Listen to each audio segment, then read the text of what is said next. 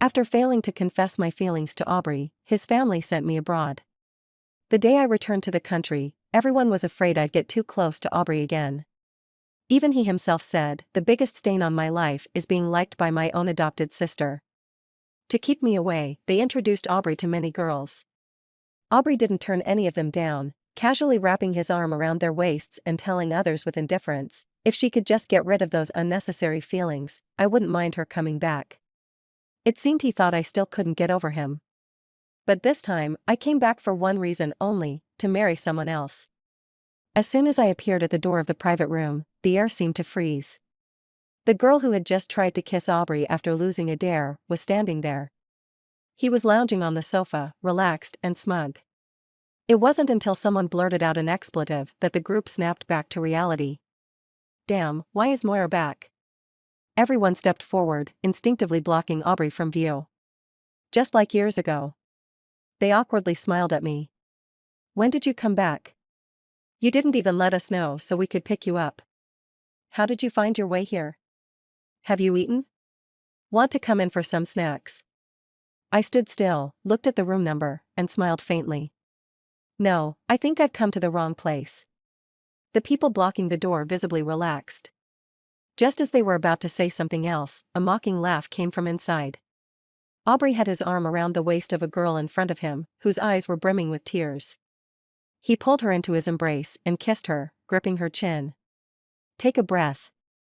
A girl shouldn't be the one to initiate a kiss like this. His voice was lazy, and the girl in his arms blushed deeply. Gripping his collar, she nervously stammered, "Can I be your girlfriend?" Aubrey didn't respond, only glanced at me briefly before deepening the kiss, giving his answer through his actions. The girl was ecstatic, and the others in the room began cheering. I glanced at my watch and turned to leave, but someone called me from behind. Moira. I instinctively turned around, and Aubrey walked out of the room. It had been 3 years, but his face hadn't changed at all. He had a cigarette between his fingers, and his tone was casual. When did you come back? Yesterday. Why didn't you go home? I didn't answer. Now that you're back, stop running around. Go home and see Mom and Dad. I still didn't respond, instead glancing at my watch again, my eyebrows furrowing with impatience. Is there anything else? Aubrey's gaze dropped to my wrist, and he frowned slightly. Where's the bracelet? I froze for a second, then remembered. A sneer crossed my face. I put it away. 3 years ago, when I was confessed to by another boy, Aubrey didn't say anything. He just led the group in beating up the guy, then quietly took out a family heirloom bracelet and put it on me. Aubrey's frown relaxed, and his tone was unperturbed. It's just a small thing, no need to treat it like it's precious. Next time. Aubrey. Before Aubrey could finish his sentence, a clear voice cut in. The girl from the private room ran out and immediately linked her arm with Aubrey's. She stretched her hand toward me, smiling brightly. You must be Moira, right? Hi, I'm Jamie, Aubrey's girlfriend. She seemed a little shy, and as she said the last 2 words, she looked up at Aubrey, blushing. I really didn't have time for this. If I stayed much longer, that man would really get angry. I gave a quick nod, greeting her, hi. I turned and quickly walked away. Before I turned the corner, I saw Eamon leaning against the doorframe. He was dressed in black, his sharp nose and dark eyes hidden in the dim lighting, his expression unreadable. His lips, sharp and perfectly defined, were barely visible in the light. I stepped up to him quickly and pulled a gift from my pocket. Happy birthday. His gaze slowly shifted downward. You're late. I looked at my watch again. The hour hand had just moved past midnight. The day was already over. A hint of frustration flashed across my face. If it weren't for those 2 people I just met, I wouldn't have been late at all. Eamon pulled me into his arms, and with a swift motion, he lifted me off the ground. The flight had originally been scheduled for 9 a.m., and I was supposed to be back before noon to have lunch with Eamon. But because something came up at school, I was delayed and only rushed back in the evening. I had promised to have dinner with him, but then more things happened along the way. The food had gone cold. But the tension between us only seemed to rise. He held me firmly, as though punishing me, and carried me out of the private room.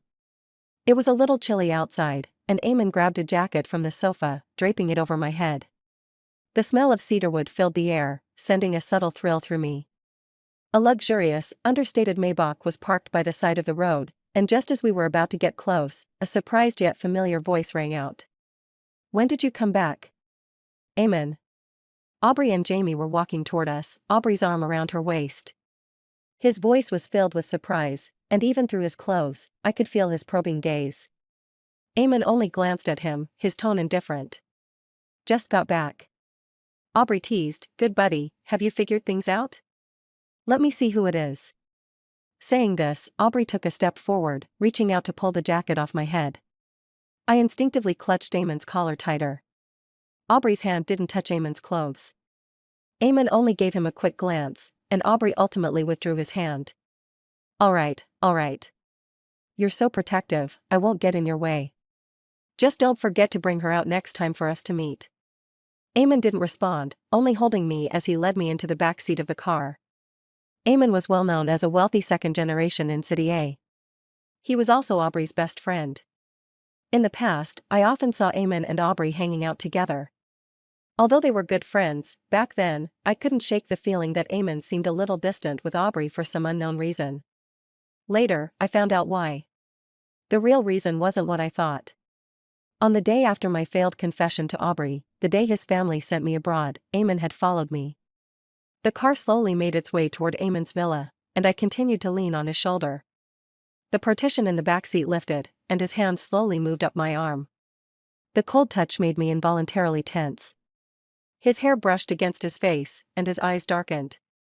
The bare skin of his neck was exposed. His fragile skin was slowly pressed against mine, sending shivers through my body. The drive from the club to Eamon's villa wasn't short. He knocked on the partition, and the driver, understanding, stopped by the roadside and got out of the car. As the temperature in the car slowly rose, I bit my lip, desperately trying to hold back any sound.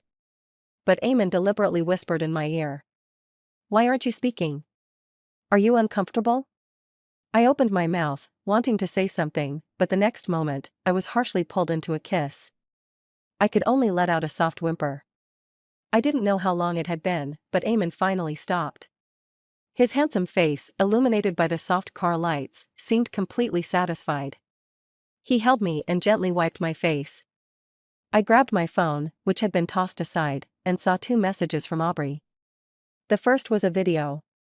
It was a clip of Aubrey drinking with everyone in the private room. Aubrey had a cigarette in his fingers, leaning back lazily in his chair, and said, "The biggest stain on my life is being liked by my own adopted sister. If Moira could just get rid of those unnecessary feelings, I wouldn't mind her coming back." The 2 short sentences. If I had seen this 3 years ago, it would have torn me apart, but now. I glanced at the second message. "I heard you took the bracelet his family left for the daughter-in-law? Don't forget to return it when you have the chance. Don't covet what doesn't belong to you. It should be returned to its rightful owner." This wasn't Aubrey's tone. It was clear who had sent these 2 messages. The news of my return to the country eventually reached Aubrey's parents. It happened to be Aubrey's mother's birthday party, and she called me, asking me to come home.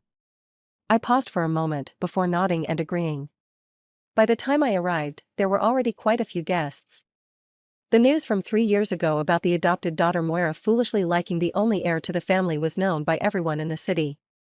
When I appeared at the entrance of the party, all eyes immediately turned to me. There was surprise, curiosity, and even disdain. Jamie was hovering around Aubrey's mother, trying to charm her, but Aubrey's mother seemed indifferent to her. However, when I appeared, she immediately turned and linked arms with Jamie, smiling happily. She then looked at me in surprise and said, "You're back, come here, let me introduce you. This is your brother's girlfriend." She emphasized the words "your brother's girlfriend" as if to make a point, and I gave a faint smile. I handed over 2 gift boxes. One was a family heirloom bracelet, and the other was a birthday present for Aubrey's mother. When I handed over the gifts, I hesitated for a moment, then finally said, "Happy birthday." Aubrey's mother held my hand and exchanged a few pleasantries with me.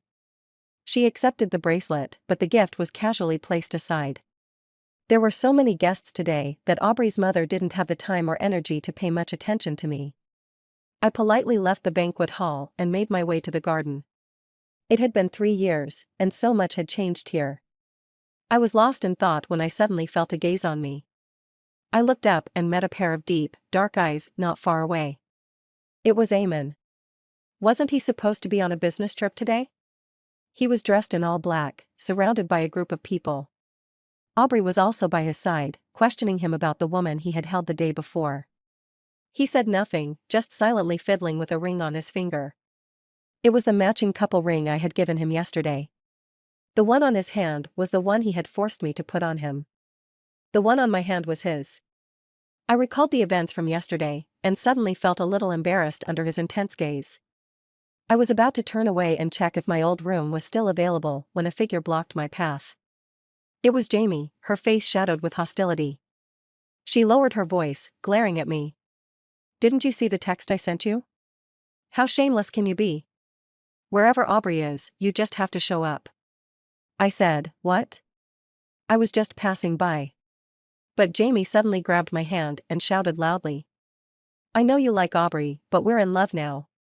Can you stop trying to break us apart?" Her loud voice attracted the attention of everyone around us. Disdainful, mocking looks were immediately fixed on me, just like 3 years ago. Her grip was so tight it hurt, and I frowned slightly.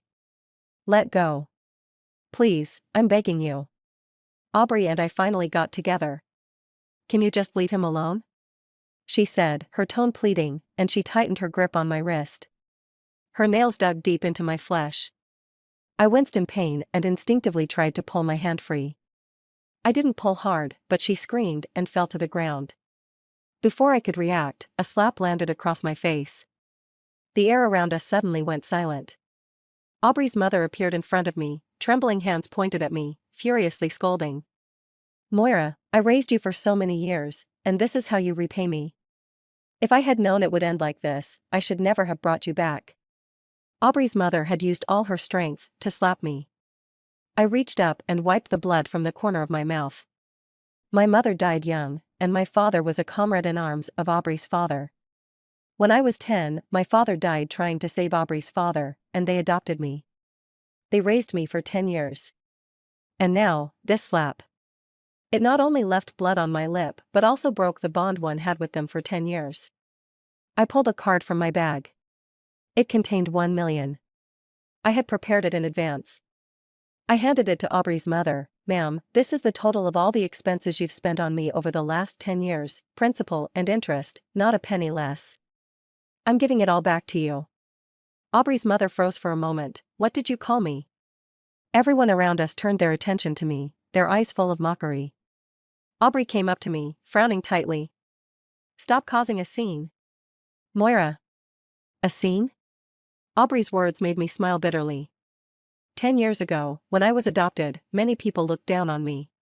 They had wealth and power, while I was just an orphan who had lost both my parents and had nothing. Many people spoke behind my back, calling me shameless for clinging to them. When Aubrey found out, he went after them one by one and beat them up.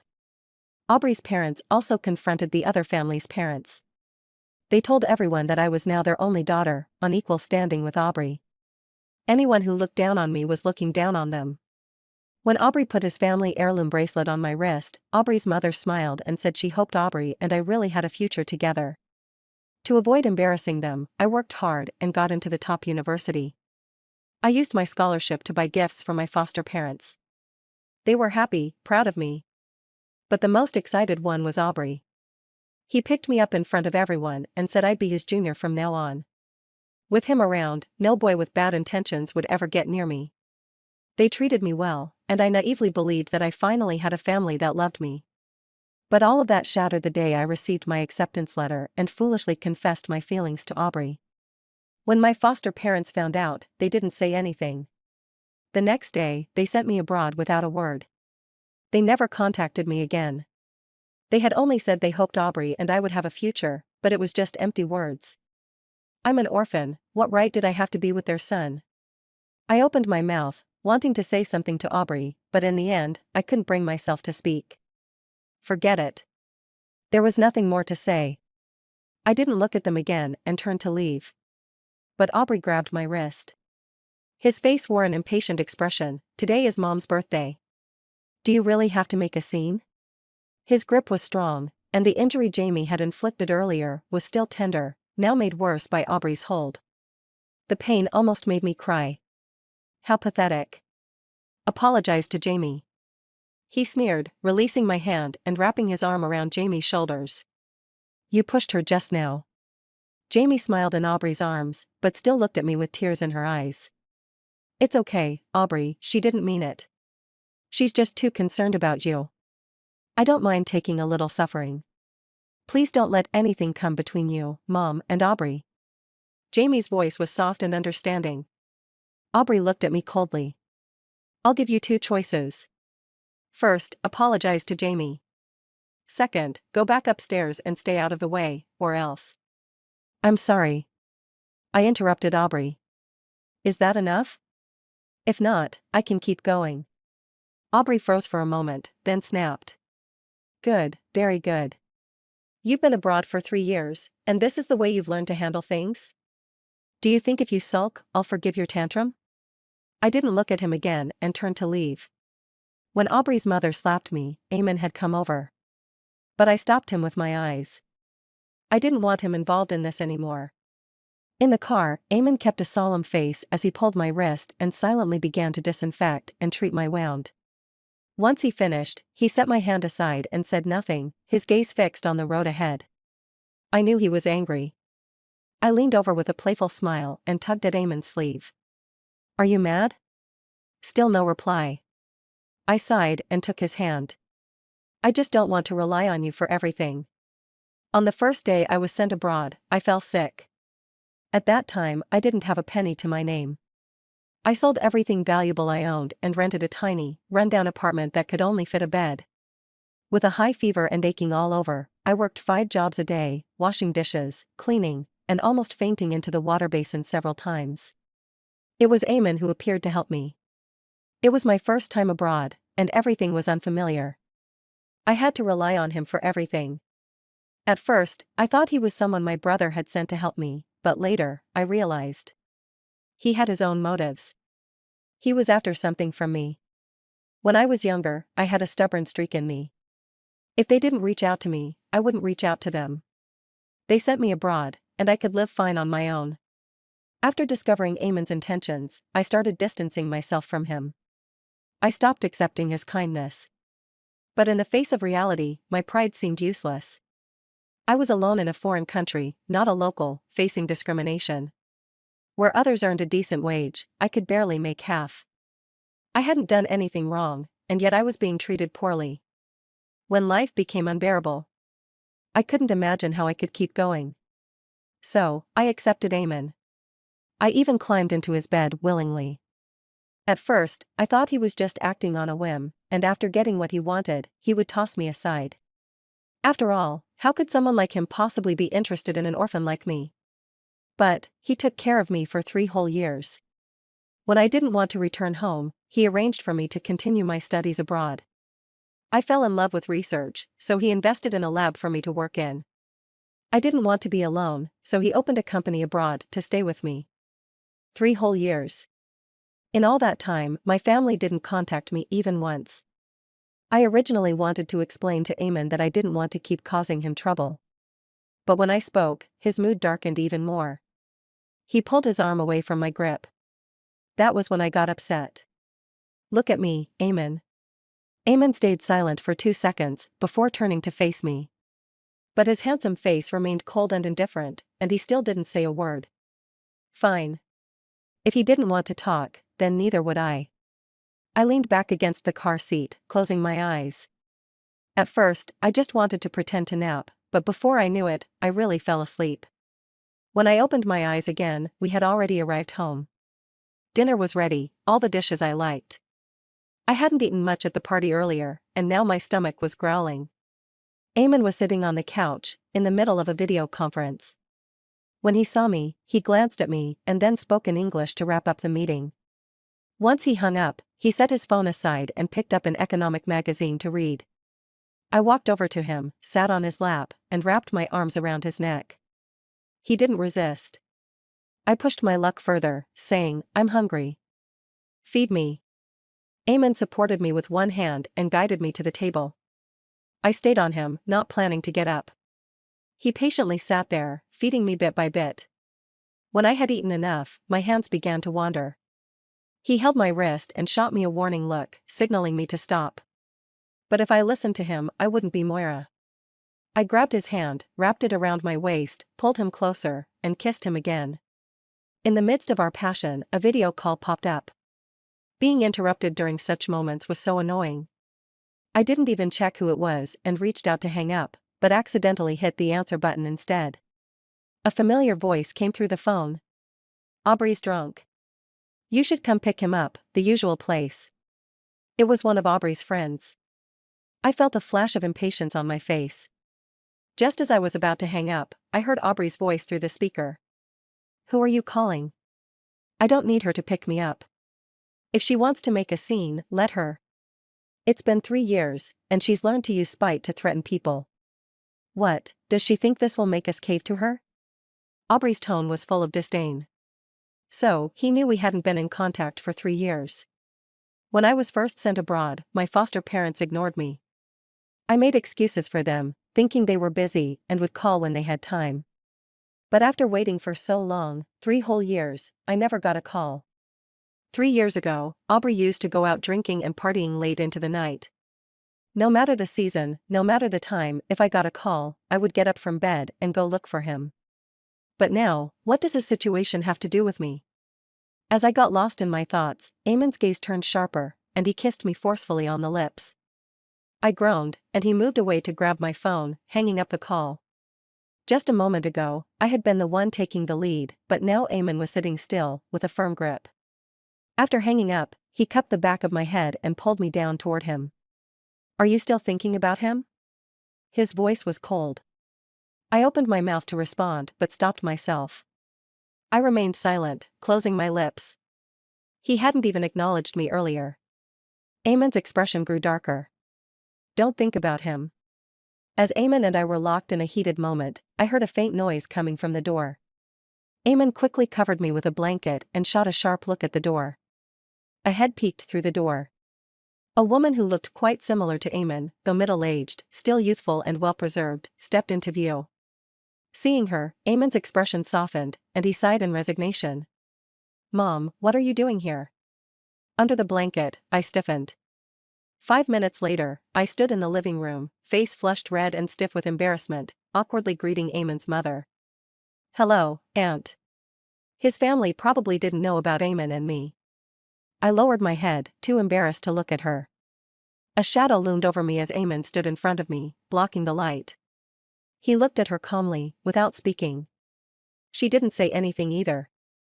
Just as the silence was about to break me, I heard Eamon's mother's joyful voice. I found it. I looked up and saw her holding a phone with a calendar app open. How about this date? It's in 10 days. I'll go back now and arrange the wedding. I was a bit dazed, still processing what had just happened, and before I could respond, I heard Eamon already agreeing. Sure. Eamon's mom was ecstatic and immediately pulled Eamon aside. She took my arm and began sizing me up, the smile on her face widening with every look. Good, good, good. Sorry, what? You're Moira, right? I'm not mistaken, am I? I froze for a moment. How did you know, Aunt? She laughed. Eamon's room is full of your pictures. I already knew Eamon had liked me, but this was a bit much. A whole room, over 100 square meters, all covered in my photos? Before I could finish my sentence, Eamon's mom grabbed my hand. Time's a bit tight, so I'll take you to get your wedding dress first. What's going on here? I was completely stunned. But Eamon's mom had already dragged me out the door, excited, ready to pull me to the car. Just before we got in, I interrupted her, speaking seriously.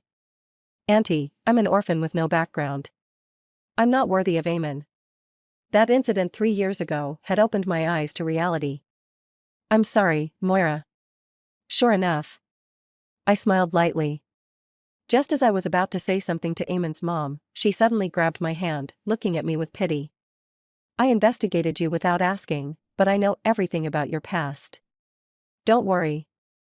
From now on, I'll be your mom. After you marry Eamon, I'll love you even more than I love him. I froze in place. In that split second, Eamon's mom had already dragged me into the car. He hasn't told me much about you, but I was curious, so I looked it up. Sorry about that. You're amazing, getting into the top university, studying at a prestigious school abroad. I heard your research team recently won first place at a world competition, right?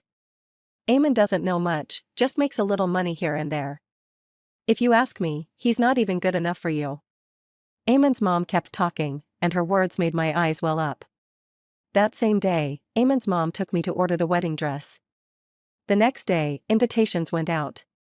On the third and fourth days, we went shopping for things, and by the fifth day, the dress was ready, made overnight. I have to admit, preparing for the wedding was exhausting. It wasn't until after we finished taking the wedding photos that I finally had a moment to relax. I realized I hadn't had time to check my phone for days. When I picked it up today, I saw a ton of missed calls and messages. Aubrey's messages were the most frequent. He had sent a screenshot of a hand, a photo of Eamon's hand that had been visible when he hung up a video call with one of his friends. Whose hand is this? A man's? So now you're getting men to play pretend? Do you think I'll still care about you like I did before, just because there's a suspicious man around you? Are you trying to test me? Can you stop being so childish? My patience is limited. If you behave, I might consider you my sister. But if you keep pushing, and you have to. So many words, so annoying. I didn't read any further and just exited the chat. Aubrey's mom also sent a few messages. What I said that day was too harsh, but you know, Aubrey's my only son. He's going to take over the family business one day. You should understand my position. After all, you've been my daughter for 10 years. I still care deeply for you. Be a little more sensible, let go of any inappropriate thoughts, and I'll still treat you as I did before. Aubrey's mom's words left me in silence. I stared at my phone for a few seconds before I closed the chat. There was nothing left to say. There were also a few messages from mutual friends of mine and Aubrey's. But other than friends, teachers, and classmates, I didn't reply to anyone else related to Aubrey. After replying to messages, I browsed through IG. I should have known better, but once I checked, I saw Aubrey had flooded my feed. He posted a bunch of photos of himself with Jamie. Some were from Jamie's birthday, others from their trips abroad. Aubrey rarely posted on IG, sometimes not even once a year. But now, he was posting quite a lot with Jamie. Maybe he was really serious about it. I refreshed the feed, and there was one new post from Eamon. No caption, just a photo of our hands, wearing matching couple rings. The comment section exploded. Aubrey was the first to comment, asking who Eamon was. Eamon ignored him but replied to the other comments, thanking everyone for their well wishes. In the end, Aubrey posted another comment wishing Eamon well, but Eamon didn't respond. This led Aubrey to message Eamon privately, asking if something was wrong with him. Eamon still didn't reply. But Eamon didn't block him either, he just started posting 2 or 3 pictures of us every day. None of them showed our faces clearly, though. The day before our wedding, when I arrived at Eamon's family's old house, I ran into Aubrey and his group, who had come early to celebrate with Eamon. Jamie was right beside him and noticed me first. She gasped, "What are you doing here?" Aubrey turned around when he heard her, and a mocking smile curled on his lips when he saw me. He crossed his arms and looked at me smugly. "Well, you've come to your senses, huh? Come here." I ignored him and walked toward the old house. Aubrey's expression darkened, and he stepped in front of me. "What are you doing? This isn't a place for you to cause trouble." I frowned slightly. "It's none of your business." Honestly, Aubrey was just so annoying. Jamie stepped forward to try and stop me. "This isn't a place for you to barge in. If you offend Eamon and his family, no one will protect you. It's better if you just go back for now. Whatever it is, we can talk about it when Aubrey and I return." Before I could answer, a child came running out of the house. It was Eamon's uncle's son. He was about 5 or 6 years old. He looked around, then saw me, and broke into a joyful smile. "You're back, Moira. Come in. Everyone's waiting for you." He grabbed my hand and led me inside. Aubrey looked on in shock for a moment, then tried to follow, but the security stopped him at the door. Our young master is not receiving guests today. There were quite a few relatives at the house that day, all eagerly talking to me and offering red envelopes and gifts. Eventually, Eamon came to rescue me. His family had a high status in the city. A lot of people came to our wedding. When Eamon and I stood on the stage, I glanced down and unintentionally locked eyes with Aubrey, whose eyes were red. He was gripping his fists as if he had been wronged. When my foster parents saw me, they too were shocked and froze in place. The wedding proceeded smoothly.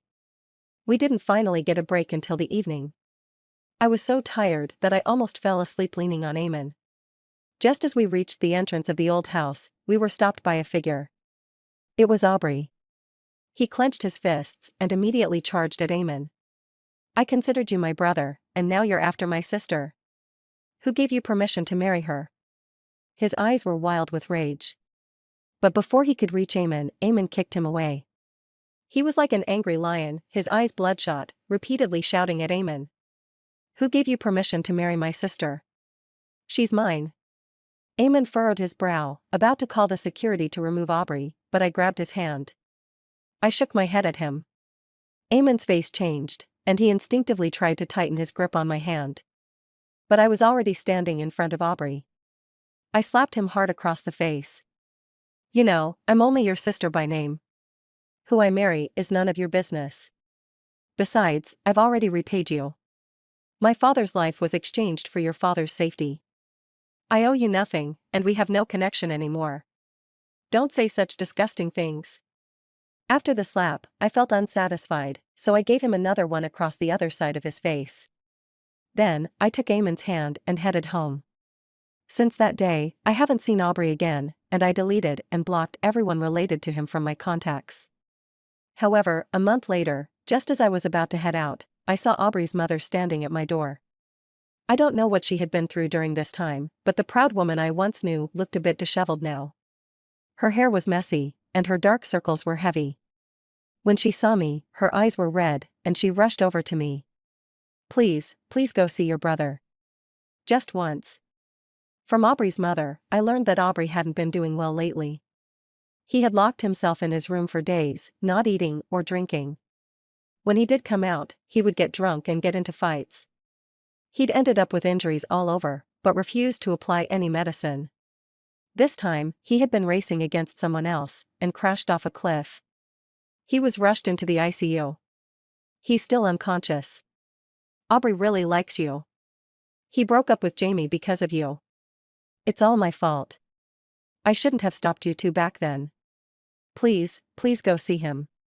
I gently pulled my hand out of Aubrey's mother's grasp. Looking at her calmly, I said, please be careful with your words, ma'am.